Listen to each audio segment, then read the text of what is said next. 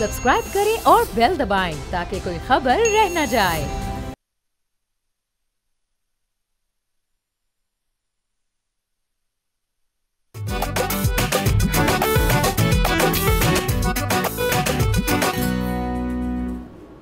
अस्सलाम वालेकुम, बोलो जनाब, मैं बहुत बहुत खुश आमदीद। मैं हूँ असद निज़ामी, मेरे साथ हैं अली आफ्ताब। सर क्या हाल है? सर मैं खुद तो बिल्कुल ठीक हूँ, लेकिन मैं आपकी वजह से परेशान हूँ।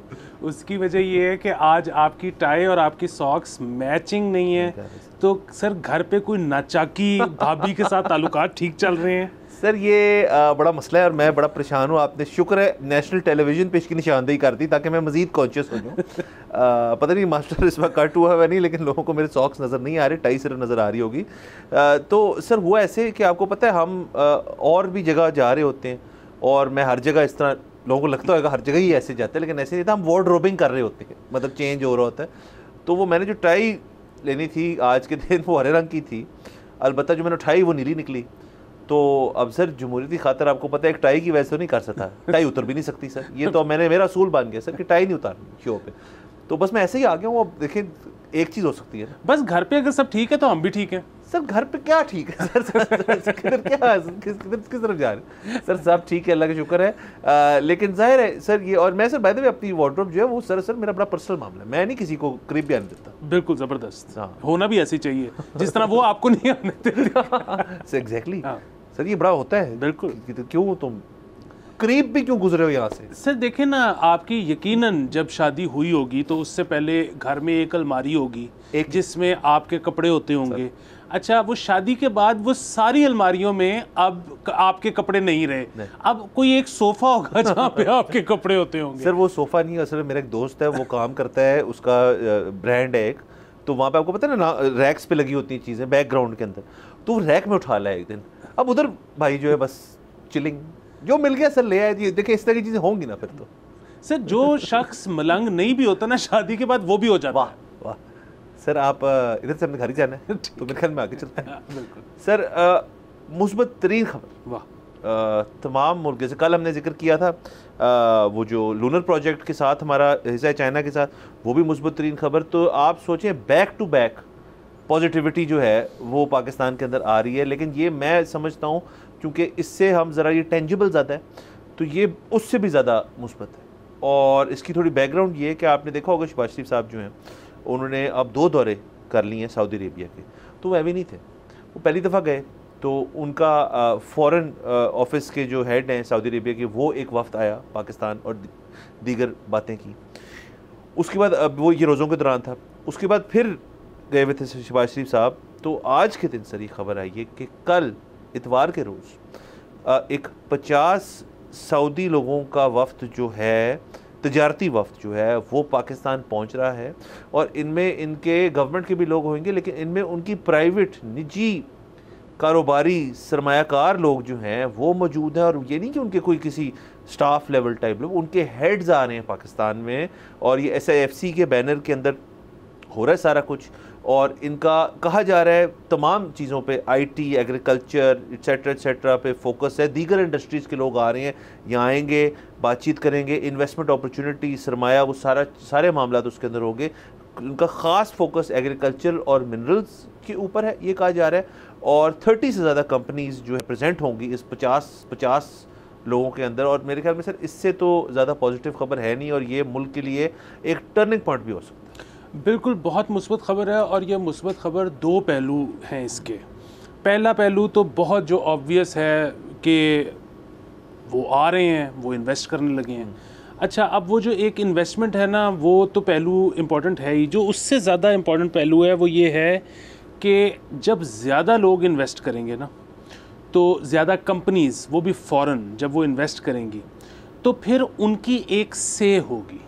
जब उनकी एक से होगी तो हम सीखेंगे कि कैसे आपने मल्टीनेशनल से, कैसे आपने बाहर से आए हुए इन्वेस्टर्स से डील करना है।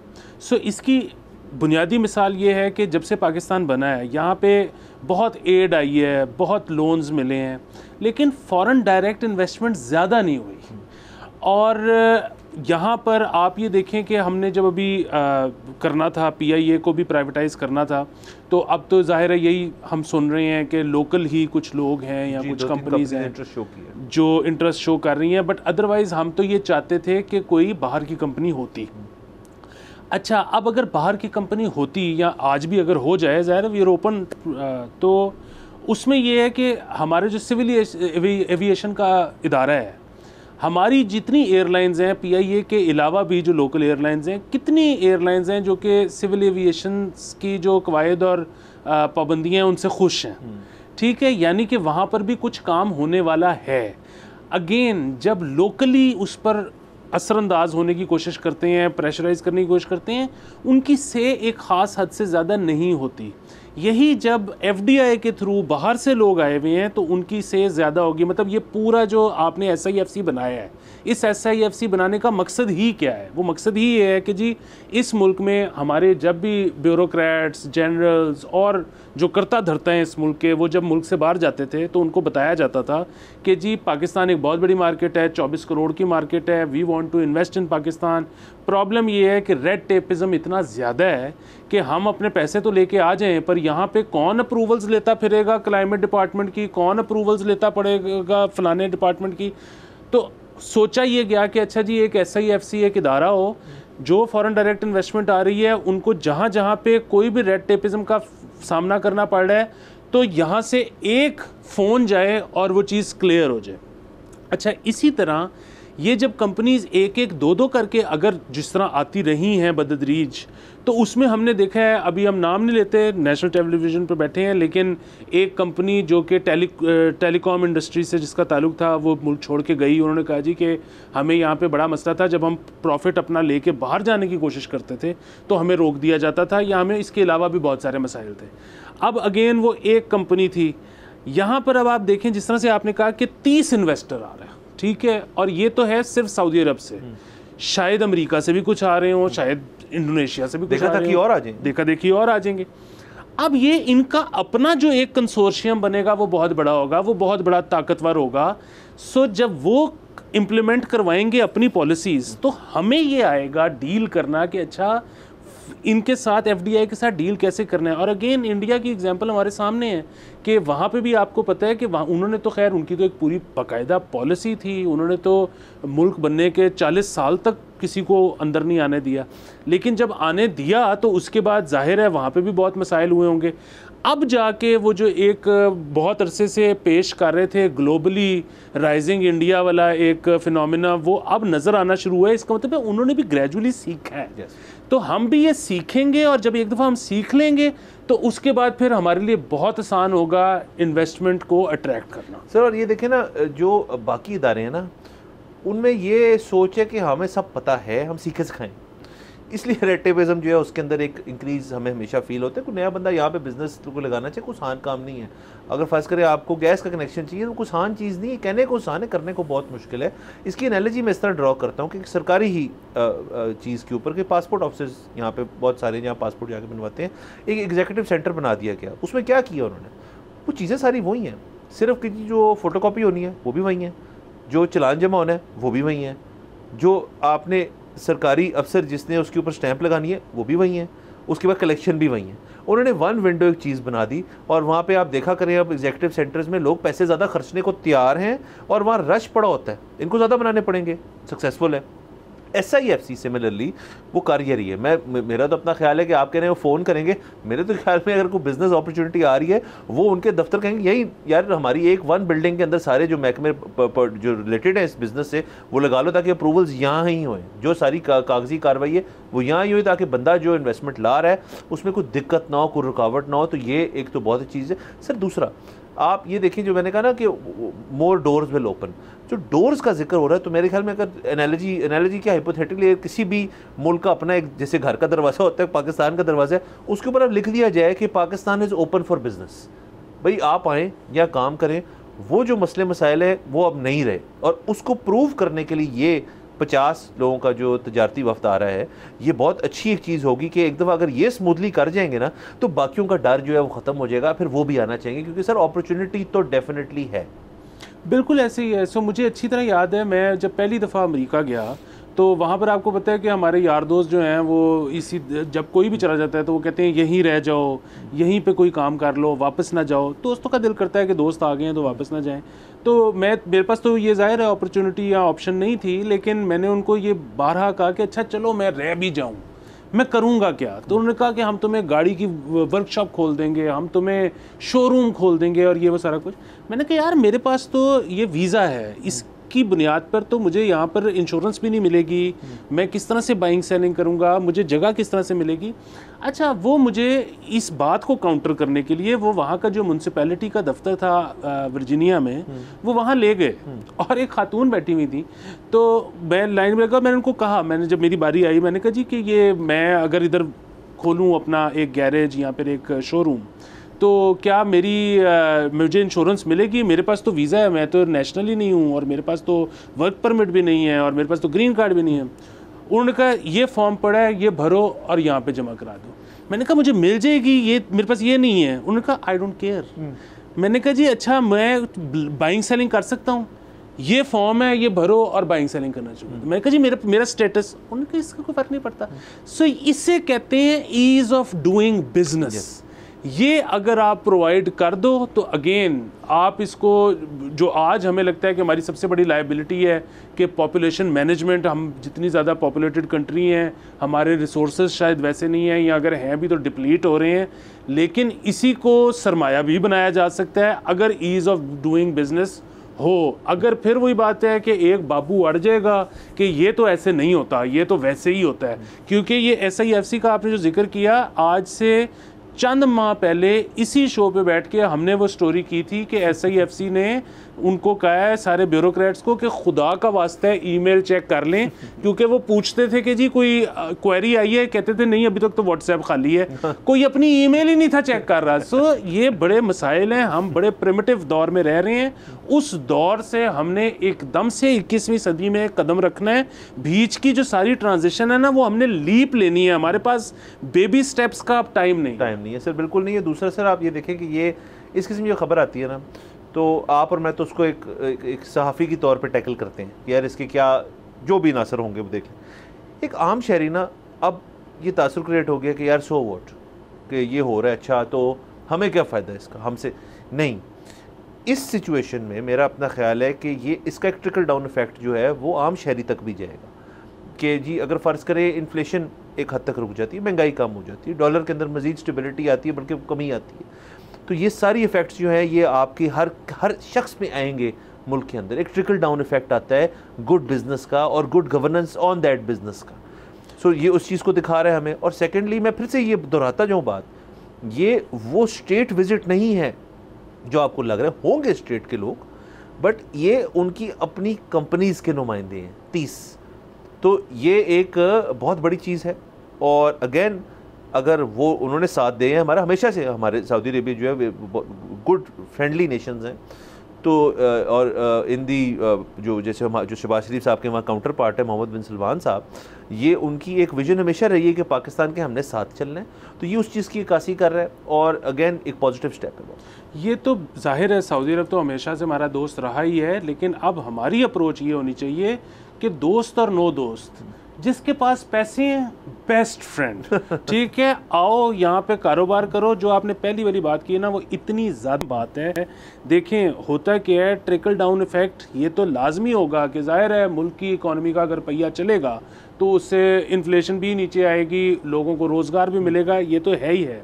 दूसरी चीज़ जो आपने जिस तरह से कहा ना कि लोग अभी जो हैं वो बिल्कुल कट गए हैं उससे कि यार हो रहा है नहीं हो रहा, मेरी सेहत पे क्या फ़र्क पड़ता है। अच्छा देखें, ये जो रवैया है ना, ये बड़ा ख़तरनाक रवैया है। और ये रवैया क्यों ख़तरनाक है?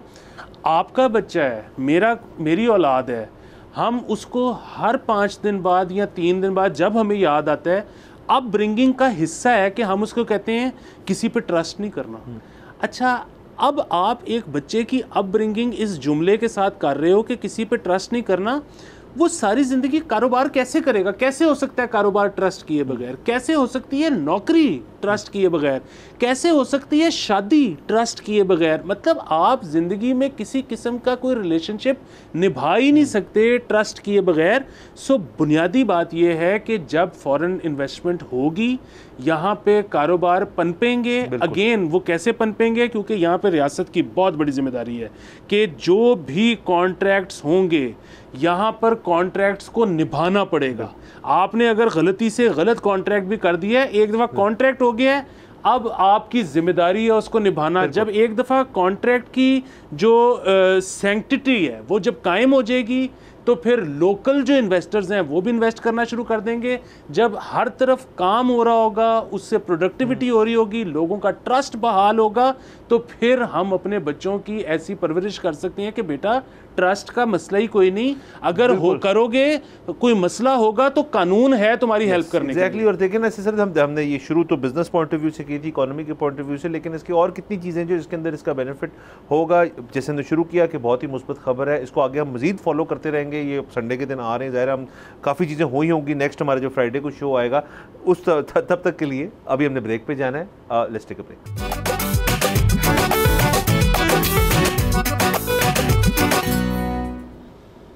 Welcome back from the break. आप देख रहे हैं बोलो जनाब।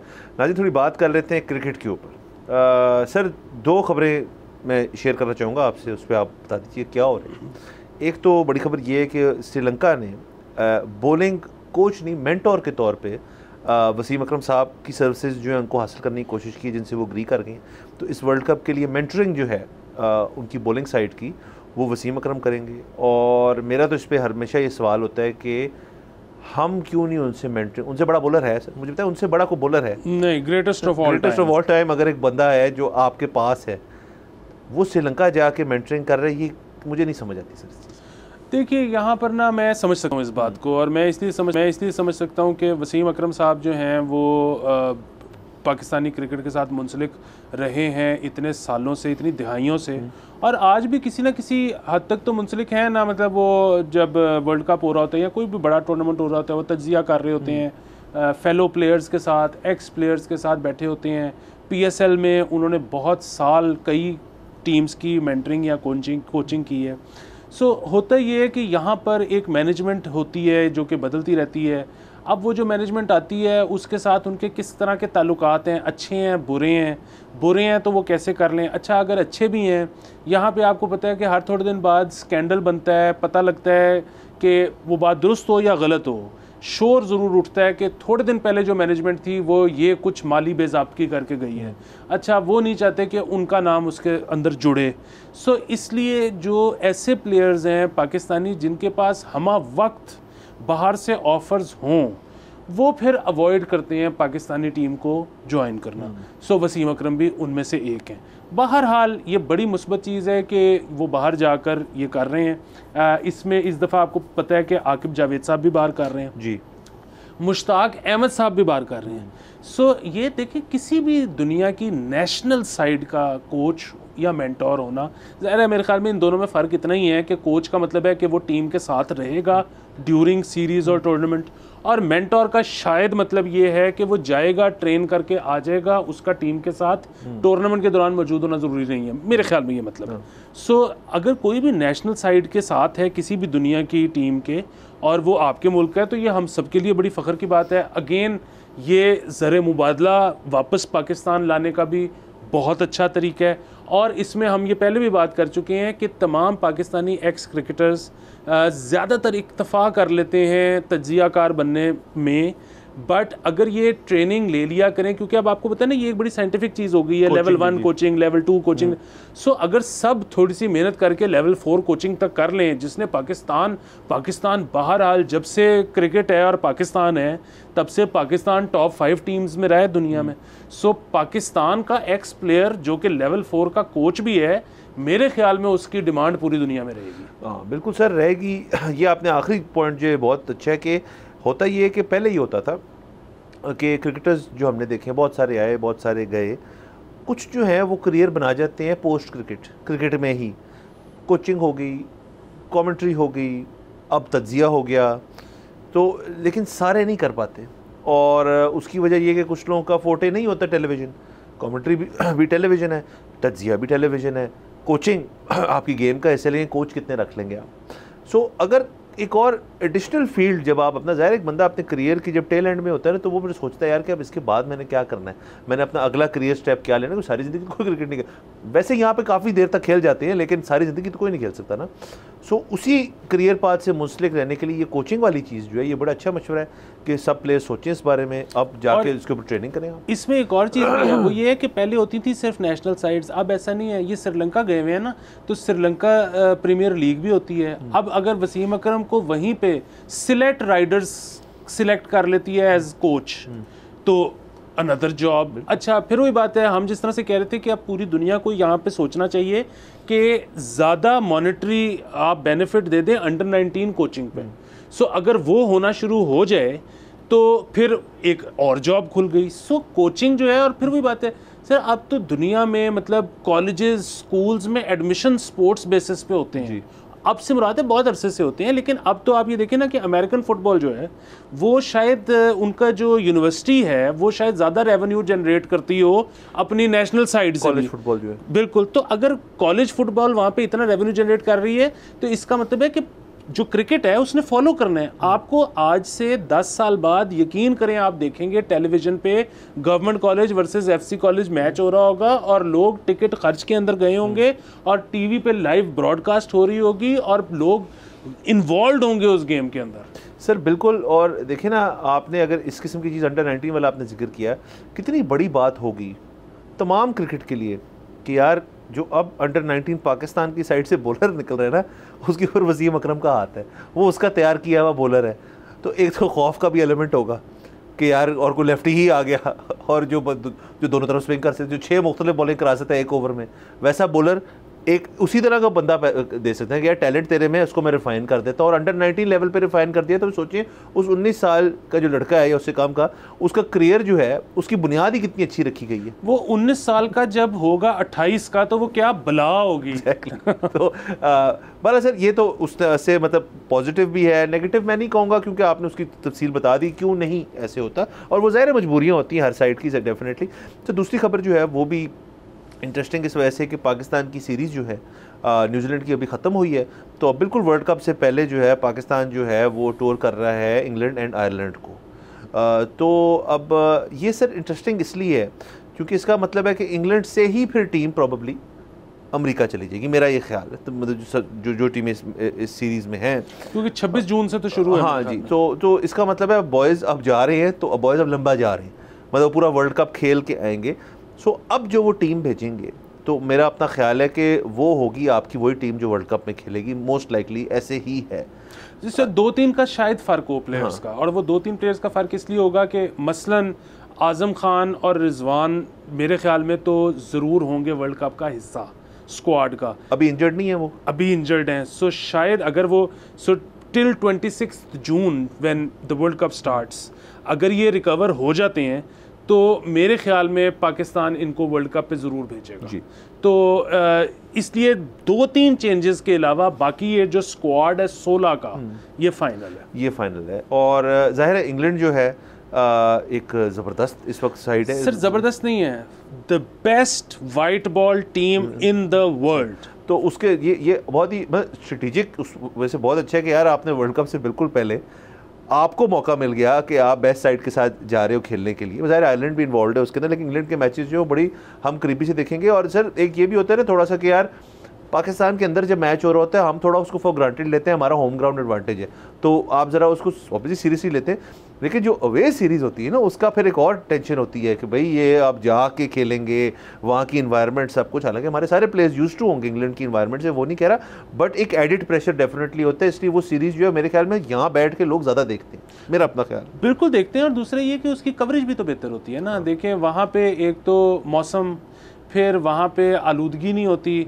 फिर वहाँ के जो कैमराज होते हैं, फिर वहाँ का जो एक पूरा माहौल होता है, सो वो आपको वो it is more I pleasing. आप जब देखते हो आपको मज़ा ज़्यादा, विजुअली प्लीजिंग है वो। और बिल्कुल ठीक है सर, हम गुड लक विश करते हैं। और प्लस ये चीज़ भी हो सकती है कि यार हम वहाँ जाके, जैसे न्यूजीलैंड अभी आई हुई थी, हमारी परफॉर्मेंस ठीक थी, उतनी अच्छी नहीं थी, लेकिन वहाँ जब जाएँ एंड इफ़ बॉयज़ परफॉर्म करें और सीरीज़ जो है वो मतलब बाय डेयर से कि जीत जाएँ, तो उसको कॉन्फिडेंस जो है वो बहुत कॉन्फिडेंस, अगर हार भी जाए फ़र्ज़ करें तो वो इतना नहीं होगा कि यार वो डिपेंड करेगा फिर कितनी बुरी तरह आ रहे हैं, और अगर नहीं इतनी बुरी तरह आ रहे हैं वो भी कॉन्फिडेंस बूस्टर है। देखिए, कॉन्फिडेंस टीम के अलावा बहुत अहम बात यह है कि अगर पाकिस्तान अच्छा खेलता है ना और वहाँ से अच्छा खेल के जाता है वर्ल्ड कप में, तो यहाँ पे ऐसे लोग जो डिसइंटरेस्टेड हैं वो भी वर्ल्ड कप फॉलो करेंगे। सो मोर आई बॉल्स, इवेंचुअली तो आपको आई बॉल्स चाहिए ना, क्योंकि आप एक चीज़, एक स्पोर्ट, एक एक्टिविटी हो रही है जिसने बिजनेस जनरेट करना है, और बिजनेस इसी सूरत में जनरेट करेगा जब ज़्यादा आई बॉल्स होंगे। तो अगर ये अच्छा खेल के जाएंगे तो फिर वर्ल्ड कप में 4 चांद लग जाएंगे। हाँ सर, एक मेरी तजवीज़ वो कोचिंग स्टाफ से मुखातिब होते हुए कि एक नो डाइविंग पॉलिसी बना दे मैचेस के दौरान। अगर कैच है ना सर औखा किस्म का कैच, छोड़ दे, चौका ही होगा ना सर, ज़्यादा चिक्का हो जाएगा, तो आप रिस्क ना लें। हमारे प्लेयर्स अभी थोड़े से नाजुक हैं, वो इंजरी जो है हम नहीं अफोर्ड करते। क्योंकि क्या हुआ जी, इंग्लैंड में टूर करने गए थे, वो शाहीन जो है ना उसने 1 हैंडेड डाइविंग कैच लिया है, लेकिन वो थोड़ा सा ना यहाँ हैमस्ट्रिंग का मसला आ गया। सर ऐसे नहीं, मैं चाह रहा हूँ ये ना करें, डाइविंग बंद कर दें। वर्ल्ड कप में हर चीज़ पर डाइव मारे, बॉल करा के डाइव मार दें, कोई मसले वाली बात नहीं। बिल्कुल ठीक है सर, ये भी एक अप्रोच है, मैं इसे इख्तराफ नहीं करता। वैसे मेरी ज़ाती अप्रोच ये है कि पाकिस्तान वर्ल्ड कप या कोई भी मेजर टूर्नामेंट जीते या ना जीते मुझे फ़र्क नहीं पड़ता। मैं ये चाहता हूँ कि Pakistan number 1 side in the world हो रेटिंग के अंदर। सर अब तो और नीचे आ गई T20 में। हाँ, यानी कि पाकिस्तान जितने मैच खेलता है उसमें से ज़्यादा जीतता है और कम हारता है। अपनी ये रेशो बेहतर कर लें। Consistently being number 1 is better than winning the world cup. बिल्कुल सर, बेहतरीन। और सर क्रिकेट के अंदर बहुत कुछ होने लगा, lots of cricket to come, तो बहुत अच्छी बात है, बड़ी बातें करेंगे। एक चीज़ सर जो मैं ये इस ब्रेक से पहले जिक्र करना चाह रहा था उसका, वो ये कि हम कल के रोज़ बात कर रहे थे एजुकेशन के ऊपर, कि जो 4 ईयर एजुकेशनल इमरजेंसी है वो लगाई जा रही है, और हम रुक गए थे क्योंकि टाइम ख़त्म हो गया था। तो हमने कहा था आज के दिन उसको कंप्लीट कर लें। तो हम आए थे उस नुक्ते पे कि प्राइवेट स्कूल्स का क्या रोल है पब्लिक सेक्टर के ऊपर। सो इस चीज़ को सेपरेट करना जो है ना अब बड़ा मुश्किल हो गया है, क्योंकि जब आप गैप क्रिएट कर देंगे पब्लिक सेक्टर में, प्राइवेट उसको फिल करेगा। अब private schools, universities, tuition centres भी मैं इसमें शामिल कर लूँगा। ये सारे जो हैं इनका भी एक अब जिम्मेदारी पैदा होती है कि वो भी इसके अंदर पब्लिक सेक्टर को बेहतर करने में हिस्सा डालें, क्योंकि ज़ाहिर है प्राइवेट एंटिटीज़ हैं। गवर्नमेंट हमेशा चाहती है कि यार हम प्राइवेट सेक्टर को रेगुलेट करें, हर प्राइवेट सेक्टर को गवर्नमेंट चाहती है रेगुलेट करना, लेकिन वो कर नहीं सकते, वो कानूनी तौर पे बड़ा मुश्किल हो जाता है। तो एजुकेशन सेक्टर के अंदर अगर प्राइवेट स्कूल को रेगुलेट ना करें, बल्कि क्योंकि वो एजुकेशनिस्ट हैं, वो true to the word educationist हैं, क्योंकि उन्होंने बुनियादी जब अपने स्कूलों की रखी तो उन्होंने उसके अंदर कुछ ट्रेनिंग की होगी, कुछ लोग ऐसे रखे होंगे जो ट्रेंड होंगे, अच्छे लोग रखे होंगे।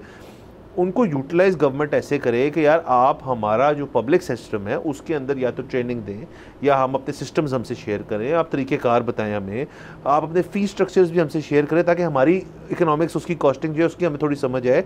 सो आई थिंक इस तरह प्राइवेट सेक्टर को इंगेज करेंगे तो प्राइवेट सेक्टर के साथ तमाम नहीं बट काफ़ी ऐसे लोग जो सीनियर एजुकेशनिस्ट हैं हमारे मुल्क में, बड़े नामवर लोग हैं, वो इस चीज़ में वो उतराएंगे नहीं। वो ये नहीं कहेंगे हमने नहीं करना, अपने कुछ कोई ट्रेड सीक्रेट सीखिए, ट्रेड सीक्रेट तो है ही नहीं, तो एजुकेशन की बात हो रही है, हमारे फ्यूचर की बात हो रही है। तो मेरा अपना ख्याल है कि ये एक बेहतर अप्रोच होगी।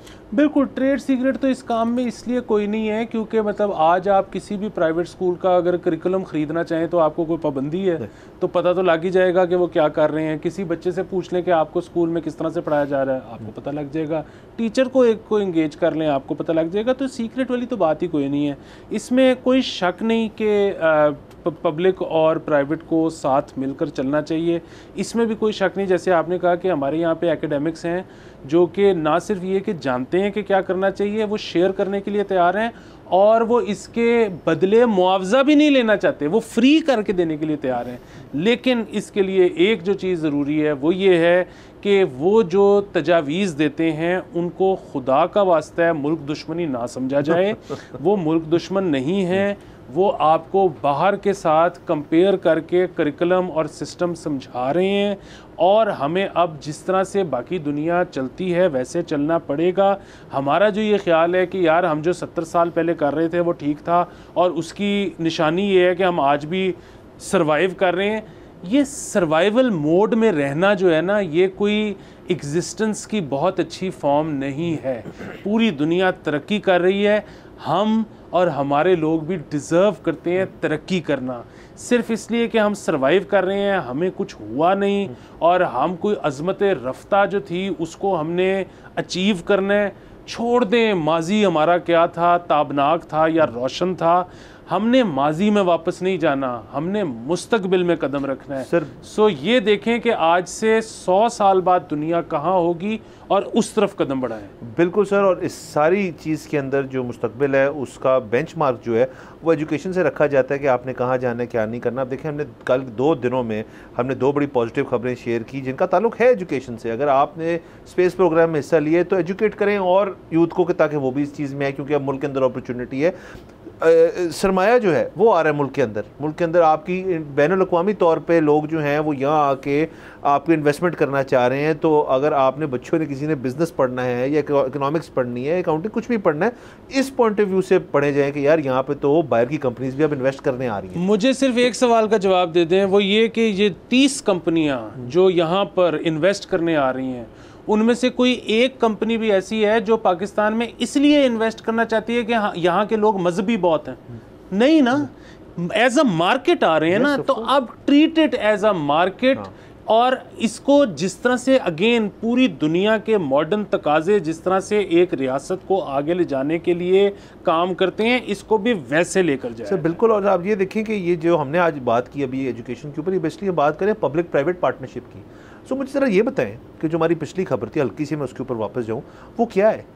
वो पब्लिक प्राइवेट पार्टनरशिप है। फ़र्क सिर्फ ये है कि जो उसमें प्राइवेट हिस्सा डाल रहा है वो बाहर से आ रहा है, बाकी तो पब्लिक सेक्टर ही है ना। SIFC is a public sector domain.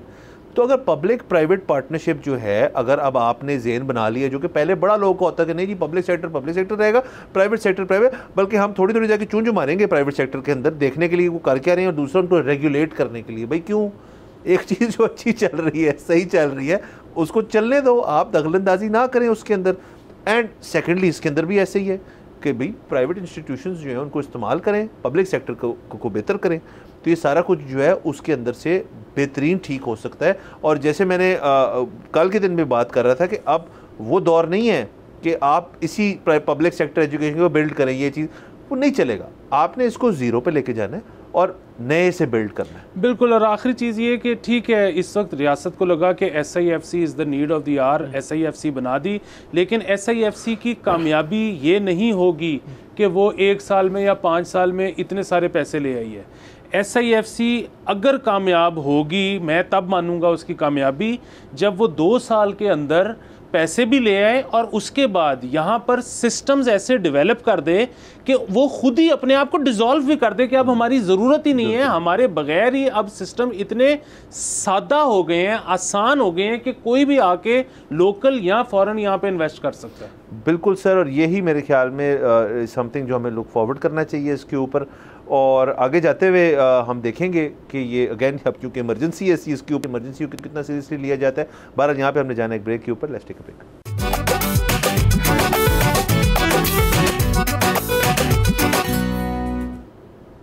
Welcome back from the break. आप देख रहे हैं बोलो जनाब। सर सर मैं कहाँ से शुरू करूँ? सर बस जहाँ से पहला ख्याल आए। सर FBR आपका पसंदीदा इदारा और पसंदीदा टॉपिक, वो फिर खबरों में आए हैं। कल परसों ही मैंने ना एक एडवांस टैक्स जमा करवाया और मैं उसकी तस्वीर खींच के पहले सोशल मीडिया पे डालने लगा था कि मुझे इतना दुख हो रहा है ये करते हुए, लेकिन बहरहाल मैं करवा रहा हूँ। सर वो आपने अच्छा किया, सर टैक्स देते रहना चाहिए। अच्छा सर, हुआ ऐसे कि आज से कुछ महीने पहले हमने इसी शो पे बात की थी कि उन्होंने एक इश्तिहार भी लगा दिया था कि जी वो टैक्स जो नहीं देते या टैक्स फाइलर्स नहीं हैं, हमारे सिस्टम में नहीं है, उनको हम फ़ोन भी बंद करेंगे, पानी भी बंद करेंगे, सब कुछ बंद कर देंगे। वो तो नहीं हुआ। कुछ दिन पहले एक लिस्ट सर निकाली FBR ने, और वो लिस्ट थी को 5-1 लाख लोगों की जिन्होंने 2023 वाला टैक्स ईयर जो है वो पूरी तरह टैक्स अपना फ़ाइल नहीं किया वो उसके ऊपर। और उन्होंने तजवीज़ कर दी PTA को, टेलीकम्युनिकेशन अथॉरिटी जो हमारी है, कि यार ये 5 लाख बंदे ज़रा इनको तो ज़रा ऑफलोड करें ना नेटवर्क, इनके फ़ोन बंद कर दें। अच्छा ये खबर आ गई जो जी थोड़ी हैरानो परेशान सारी आवाम होए कि यार इस 5 लाख में मैं तो नहीं हूँ या मैं तो नहीं हूँ। और उन्होंने कहा जी फ़ोन से मैं जी बंद होने लगी। लो जी, यकीनन PTA ने जाके जो मुतलका टेलकोज़ हैं जो कि प्राइवेट इदारे हैं उनसे बात की होगी हल्की सी सरसरी सी कि यार ऐसा कुछ वो कह रहे हैं, क्या ख्याल है? तो उन्होंने आगे से कहा होगा आप जाएं प्लीज़। तो पीटीए ने फिर आज के दिन ये जो रिक्वेस्ट है इसको मुस्तरद कर दिया और एफबीआर को उन्होंने ये कहा है कि जी ऐसे हम नहीं कर सकते कि हम लोगों के फ़ोन इस मुल्क में बंद करना। सर मुझे सिर्फ आप बात बताएं, आपका फ़ोन बंद हो गया है पीटीए एफबीआर की वजह से और आप फाइल करते हैं वो ऑन हो जाता है, उसके बाद आप कोई फाइल करेंगे? उसके बाद आपका मूड करेगा फाइल करने का? सर बुनियादी बात पता है क्या है, वो ये है कि यहाँ पे तो टेलीकॉम ने तो कह दिया कि जी हम अपना कस्टमर क्यों छोड़ें, क्योंकि हमारा तो वो बिल पे कर रहा है, आपको कोई टैक्स है जो उसने नहीं दिया तो हम उसके लिए बंद कर दें। हालांकि वो जो हमें पैसे पे करता है उस पर भी टैक्स है जो हम आपको जमा करवाते हैं। अच्छा, और बुनियादी बात ये है कि एफबीआर से अगर अपना काम नहीं होता, ये वही मिसाल है कि मेरी किसी शख्स से लड़ाई हो जाए और मैं उसके बाद आपको आके कहूँ कि आप भी उससे मिलना जुलना छोड़ दें क्योंकि मेरी लड़ाई हो गई है। ये बचपन के मसले ये बचपन के मसले हैं, ये कोई करने वाली बात है? ये पता नहीं क्या सोच रहे थे। और अब एफबीआर ने एक और धमकी भी दी है, उन्होंने कहा है कि जी हम तो घर से उठा लेंगे। नहीं, उन्होंने कहा है कि हम उन मोबाइल नेटवर्क्स पे केस कर देंगे जो कि उन सिम्स को ब्लॉक नहीं कर रहे जो हमने उनको नंबर दिए। कर दें सर, मैं आपको ये बता दूं, उन मोबाइल नेटवर्क की जो लीगल टीम्स है ना और आपकी जो लीगल टीम है उनमें बड़ा फ़र्क है सर, उनमें बड़ा फ़र्क है। और उन्होंने मुझे इस पर ना बाबर अवान याद आ गया को 2000 पता नहीं 7-8 वाला, जिसने कहा था नोटिस मिलिया कुछ ना हिलिया। अरे बाकी सर ये अब देखिए ना, अगर हमने टैक्स का छोटा सा टाइम कम है थोड़ा हमारे पास, लेकिन सर ये टैक्स वाली बात जो है इसको वंस एंड फॉर ऑल ज़रा क्लैरिटी ले आएँ अगर हम लोगों के लिए, कि ये है कि जी टैक्स हर शख्स देता है। जब आप कुछ पेमेंट करते हैं किसी चीज़ के ऊपर, उसमें टैक्स की अमाउंट होती है, टैक्स आप इफेक्टिवली पे कर रहे हैं। हाँ, filing is a different thing कि भाई आपका हाउस अपना इन ऑर्डर है कि आप बता रहे हैं कि आपकी इनकम कितनी है, आपके एसेट्स कितनी है, वेल्थ स्टेटमेंट के ऊपर आ जाएगा, आपके उसके ऊपर आ जाएगा, वो चीज़ होनी चाहिए। हम इस शो पे बैठ के बिल्कुल नहीं कह रहे कि ये करना ही नहीं चाहिए, बट उसको करवाने के लिए आपको कुछ इकदाम लेने पड़ेंगे जिसपे बंदा मोटिवेट हो। ये डीमोटिवेटिंग फैक्टर्स हैं, ये आपको लग रहा है मोटिवेट हो जाएंगे लोग इससे करने के लिए, हाँ एक दफ़ा हो जाएंगे कि मेरा सिम खुल जाए, उसके बाद वो बंदा कहेगा ऐसी की तैसी। अब बुनियादी बात ये है कि बिल्कुल अमेरिका में भी ये एक क्राइम है फाइल ना करना, वो गिरफ्तार कर लेते हैं, ठीक है। सो आपने भी जो कुछ करना है आप अपने जोरे बाजू पे करो। ये जो कहना एक प्राइवेट सेक्टर में एक कंपनी को कहना कि आप अपनी सर्विसेज किसी को देना बंद कर दो, ये एक बचगाना बात है, ये पूरी दुनिया में कहीं नहीं होता। सो अगेन, और जिस तरह से आपने कहा कि आपको इंसेंटिवाइज करना पड़ेगा, कारोबारी हजरात जो कि बैंक टू बैंक ट्रांसफ़र नहीं करते, जो कैश में डील कर लेते हैं, बिल्कुल वो इनकम टैक्स छुपा जाते होंगे, लेकिन आपको अगर उनको इनकम टैक्स के दायरे में आना है तो ठीक है, एक तरफ डराएं भी, दूसरी तरफ फिर आप उनको ये बताएं कि यार आपके जो कॉन्ट्रैक्ट्स हैं उन पे अमल दरामद हुआ करेगा, पुलिस आपके साथ है, जुडिशरी आपके साथ है। अगर किसी को ये लगेगा कि इस रियासत में, इस मुल्क में रहते हुए I am on my own, जब मैं किसी मसले में फंस गया तो मेरी मदद करने किसी ने नहीं आना, तो फिर टैक्स कौन जमा कराता है? टैक्स कौन जमा कराएगा सर, बिल्कुल ऐसे ही है। और लास्टली आपने अमेरिका का जिक्र किया, देखिए वहाँ पे ना IRS होती है उनकी, इनलैंड रेवेन्यू सर्विस, जो इस चीज़ को रेगुलेट करती है। वहाँ पे पुलिस छापा और इस किस्म की चीज़ या वहाँ की जो नैब होगी ना, उससे इनको डर नहीं लगता। हर शख्स को वहाँ पे IRS से डर लगता है कि यार हमारी, क्योंकि उसकी वजह तो डर इसलिए क्योंकि वो फिर गिल्ट आती है कि आप इंफ्रास्ट्रक्चर इस्तेमाल कर रहे हो जो टैक्स मनी से बना है, अच्छा है, ठीक है, मुनासिब है, काम हो रहा है, यस, टैक्स नहीं दिया हुआ, ओके, अब मुझे डर लग रहा है क्योंकि वो पकड़ेंगे तो मेरे पास कहने को कुछ नहीं है। बारह सर ये टैक्स के मामलात बड़े कॉम्प्लिकेटेड होते हैं। बाकी चलें, शुक्र है पीटीए ने इस चीज़ के ऊपर स्टांस लिया, वरना ये ना कल आप और मैं आए तो हम तो देते हैं सर टैक्स, हम तो फाइल भी करते हैं, लेकिन इसमें एक और चीज़ भी पहलू है, और वो ये है जल्दी से कि अब जिस तरह मतलब मेरे वालिद साहब हैं वो टैक्स फाइलर नहीं है, मैं पब्लिकली कह रहा हूँ, और मैंने उनको बड़ी दफ़ा इंकरेज किया कि जी किया करें। वो कहते हैं यार मैं तो रिटायर्ड हूँ, मेरी तो इनकम ही कोई नहीं है, तो मैंने किस चीज़ पे फाइल करना है। अब सवाल मेरा ये है कि उनका मोबाइल नंबर ब्लॉक होगा कि नहीं होगा? हाँ सर, चलिए ये वक्त बताएगा, फिलहाल तो कुछ ब्लॉक नहीं हो रहा। बहरहाल हमारा वक्त खत्म हो जाता है, कल आपसे इंशाल्लाह फिर मुलाकात होगी। खुदा हाफिज़।